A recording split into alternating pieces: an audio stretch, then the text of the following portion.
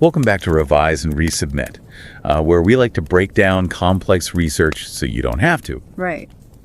Today we are diving headfirst into the fascinating world of the sharing economy. We're going way beyond ride-sharing apps and vacation rentals here. Beyond. Yeah, this research paper really explores how established companies are incorporating sharing economy principles into their business models. Wow, it's a fascinating shift, and we're so excited to unpack it with you. Yeah. This research paper, published in R&D Management, doesn't just look at what companies are sharing, Right. but more importantly, why. The researchers, Chatterjee and their team, really wanted to understand the motivations and the barriers that companies face when considering a sharing economy model. Absolutely. Their approach was surprisingly nuanced, I think. Right. They didn't just focus on the obvious benefits like cost savings. Right. They actually developed a conceptual model to explore this idea of reciprocal advantage as a key motivator in the sharing economy. Okay, so let's break down reciprocal advantage. Okay. It sounds a bit formal for something that feels, well, kind of intuitive. Yeah, you're right. It's a fancy term for a very human concept. Okay. Think of it as a you scratch my back, I'll scratch your scenario. But for businesses, companies are more likely to share resources, whether it's employees' data or even intellectual property, if they believe there's a good chance the favor will be returned down the line. So it's like building trust and fostering a spirit of collaboration within a particular industry or network. Exactly. Got it. And the researchers hypothesized that this reciprocal advantage would be a major driving force behind companies embracing the sharing economy. Makes sense. But of course, there are two sides to every coin. Right. They also recognize the potential risks involved. Risks like what? Give us the worst case scenario. Well, imagine a company sharing sensitive data with a partner organization, Okay. only to have that data misused or leaked. Oh, no. Or think about the potential for intellectual property theft when employees work across multiple organizations. It's like that old saying, two can keep a secret if one of them is dead. Right. And even then, you're not taking any chances. Right. And that's exactly the kind of tension the researchers wanted to explore. Okay. This balance between the potential benefits of collaboration and the very real risks involved. Yeah. To do this, they developed several hypotheses, essentially educated guesses about how these factors might play out in the real world. Hypotheses like. Well, they proposed that while ethical concerns about things like employee misuse and data security would exist, the potential benefits, especially this reciprocal advantage and even gains in sustainability, would be strong enough to outweigh those concerns. Okay. Essentially, companies would be willing to accept a certain level of risk to reap the rewards of this sharing economy. So it's like a calculated gamble. Precisely. And to test their hypotheses, they needed to move beyond these theoretical models and see how things played out in the real world. Okay. That's where their research methodology comes in. And I'm guessing they didn't just ask companies to rank their ethical concerns on a scale of 1 to 10. You're right about that. Yeah. They took a much more rigorous approach. Okay. They designed a survey and distributed it to 376 employees across 20 different companies in India. Whoa. Now, these weren't just any companies. Right. They were specifically chosen because they were actively engaged in sharing economy practices. So these were people on the ground. Yes. Dealing with these opportunities and challenges day in and day out. Exactly. People who understood the nuances and could provide real-world insights. Right. And to analyze all that data, they used something called partial least squares structural equation modeling. What? Or PLS-SEM for short. Okay, you're going to have to break that one down for us. Sure. What exactly does PLS-SEM do? Okay. And how does it help make sense of all this data? It's a powerful statistical tool that allows researchers to analyze complex relationships between different variables. In this case, things like reciprocal advantage, ethical concerns, and a company's overall willingness to engage in sharing economy practices.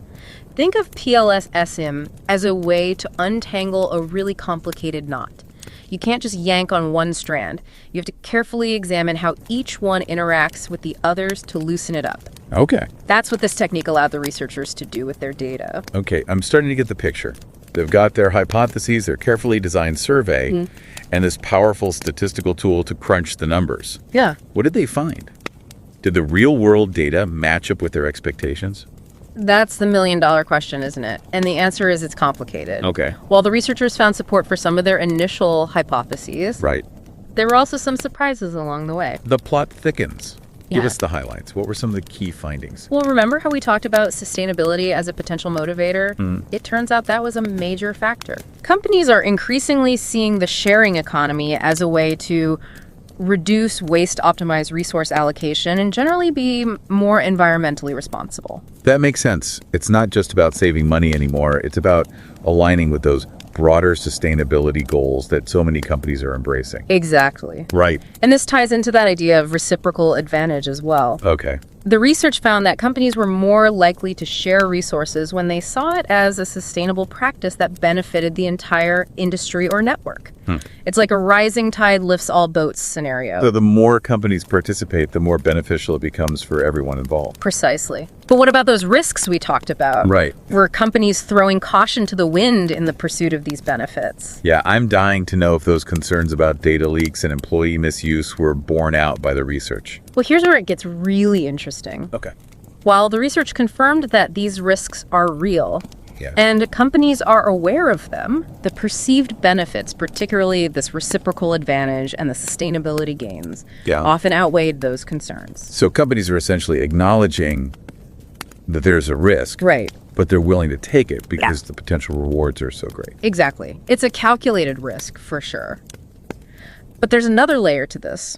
Remember how we talked about those worst-case scenarios like data misuse and intellectual property theft? Yeah. Those concerns were very real and top of mind for a lot of these companies. Okay, so how are companies navigating this tension between wanting to collaborate and being terrified of getting burned? That's where things get really strategic. Okay. The researchers suggest that companies are finding ways to mitigate these risks, not by shying away from the sharing economy, but by being more selective about their partners and implementing stricter safeguards. Okay.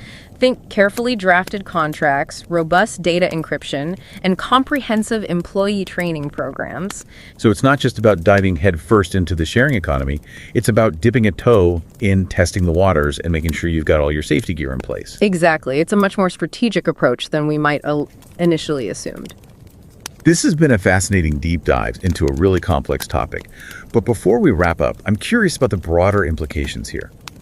This research focused on businesses in India, but it feels like the sharing economy is a global phenomenon. Do you think these findings hold true in other parts of the world? That's a great question. While further research is always needed, it's highly likely that these themes resonate globally. We're already seeing similar trends in North America, Europe, and other parts of Asia, where companies are grappling with the same opportunities and challenges. The specific context might differ, but that fundamental tension between collaboration and risk is likely universal. Right. And that brings us back to our listeners. This might seem like a business-centric conversation, but the reality is we're all part of the sharing economy in one way or another. Absolutely. Think about the everyday choices we make as consumers. We use ride-sharing services, rent out our spare rooms on Airbnb, even borrow tools from our neighbors instead of buying new ones. These are all examples of the sharing economy in action. It's completely reshaping how we think about ownership, access, and even community. And as this trend continues to evolve, it's going to raise even more interesting questions about sustainability ethics and the future of work. It's a topic that's sure to keep us talking for years to come. But for now, we want to thank Chatterjee and their team for this incredibly thought-provoking research. You can find a link to their full paper published in R&D Management over on our website. And listeners, we want to hear from you. How has the sharing economy impacted your life? Are you excited about its potential, or do you share those concerns about risk and ethical considerations? Head over to our social media channels and join the conversation. Until next time, happy revising.